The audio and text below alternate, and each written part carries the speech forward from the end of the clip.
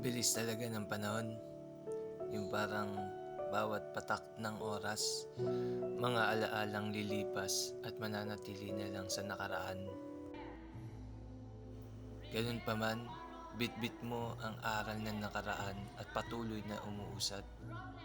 Tuloy lang kahit walang kasiguraduhan. It's working against. Nobody knows just why we're here. Bakit ka pa matatakot? Nandiyan ka na, sumugal ka na. At isa pa, ang mahalaga, ginawa mo ang lahat ng makakaya mo. Nagpatuloy ka, hindi ka sumuko, at pinakita mo sa mundo na kaya mo. Kaya mo lumaban hanggang dulo.